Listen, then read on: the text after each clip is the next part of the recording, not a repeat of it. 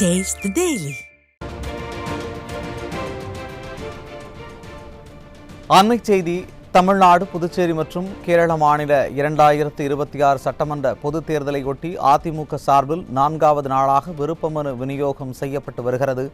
அதிமுக தலைமை அலுவலகமான புரட்சித் தலைவர் எம்ஜிஆர் மாளிகையில் கழக நிர்வாகிகள் ஏராளமானோர் பூர்த்தி செய்த ஏராளமான விருப்ப மனுவை வழங்கி வருகின்றனர். இதுகுறித்தான கூடுதல் விவரங்களை தலைமை செய்தியாளர் ஜெயக்குமார் வழங்க கேட்கலாம். வணக்கம் ஜெயக்குமார், கூடுதல் விவரங்களை வழங்கலாம். வணக்கம் வருண். இந்திய அண்ணா திராவிட முன்னேற்ற கழகத்தின் சார்பில் விருப்ப மனு அளிக்கிறார் என்று கடந்த 11ஆம் தேதி அதிமுக பொதுச் செயலாளர் புரட்சித் தலைவர் எடப்பாடி கே பழனிசாமி அவர்கள் பதிவு வெளியிட்டிருந்தார். கடந்த 15ஆம் தேதி 12 மணிக்கு தொடங்கிய விருப்ப மனு அளிக்கக்கூடிய நிகழ்வு தொடர்ந்து நடைபெற்று வருகிறது.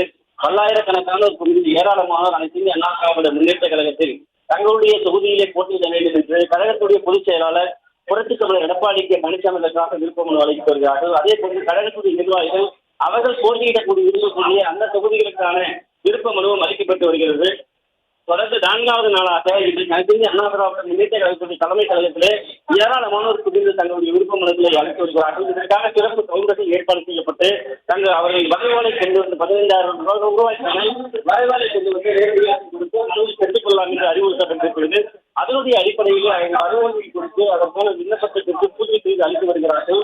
பெறுவதற்காக கழகத்துடைய நிர்வாகிகள், முன்னாள் அமைச்சர்கள், அமைப்பு செயலாளர்கள், கழகத்துடைய பல்வேறு நிர்வாகிகள் தொடர்ந்து சுழற்சி முறையில் அவர்கள் பெற்று வருகிறார்கள். அனைத்து அண்ணா திராவிட முன்னேற்ற கழகத்தில் இந்த காலையிலிருந்து ஏராளமான மனு அளித்து வரக்கூடிய மனுக்கள் முறையாக பெற்று அதிமுக தலைமை கழக நிர்வாகிகள் அதனை முறையாக கேட்டு வருகிறார்கள். அனைத்து அண்ணா திராவிட முன்னேற்ற கழகத்தில் பணியாற்றக்கூடிய நிர்வாகிகள் தமிழகத்தில் இருக்கக்கூடிய 82 மாவட்டங்களில் இருக்கக்கூடிய மாவட்ட கழக செயலாளர்கள், முன்னாள் அமைச்சர்கள், நாடாளுமன்ற சட்டமன்ற உறுப்பினர்கள், கழகத்துடைய பல்வேறு நகர மற்றும் பேரூராட்சியில் இருக்கக்கூடிய பொறுப்பாளர்கள் என ஏராளமான மனு தாக்கல் செய்திருக்கிறார்கள்.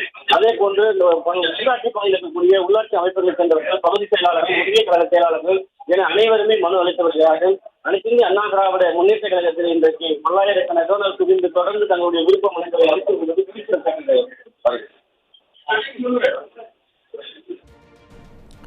விரிவான தகவல்களை வழங்கியமைக்கு நன்றி ஜெயக்குமார்.